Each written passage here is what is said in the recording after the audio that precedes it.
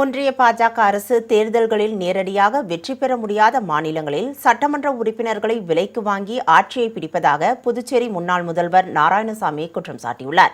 மதுரை மீனாட்சி அம்மன் கோவிலில் சுவாமி தரிசனம் செய்த பின் செய்தியாளர்களிடம் பேசிய அவர், புதுச்சேரியில் கடந்த 5 ஆண்டுகால பாஜக கூட்டணி ஊழல் நிறைந்த மக்கள் விரோத ஆட்சி என குற்றம் சாட்டினார். மதசார்பற்ற முற்போக்கு கூட்டணி மிகப்பெரிய வெற்றியை பெற்று தமிழகத்தில் திமுக மீண்டும் ஆட்சி அமைக்கும் என அவர் தெரிவித்தார். ஆம் ஆத்மி எம்பிக்கள் பாஜக சேர்ந்துட்டாங்க. அதாவது பாஜகவினுடைய வேலையை நேரடியாக தேர்தல் நின்று வெற்றி பெறது கிடையாது. பல மாநிலம் நீங்கள் பார்த்துருப்பீங்க. மகாராஷ்டிரா மாநிலத்தில் உத்தவ் தாக்கரே அவர்கள் ஆட்சியை கவுத்தது சட்டமன்ற உறுப்பினர்களை விலைக்கு வாங்கி.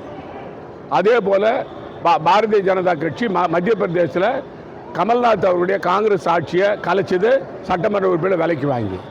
இப்படி சட்டமன்ற உறுப்பினர் விலைக்கு வாங்கி தான் அவங்க ஆட்சி அமைச்சுக்கிறாங்களே தவிர பாரதிய ஜனதா கட்சி நேரடி தேர்தலில் வெற்றி பெறது கிடையாது.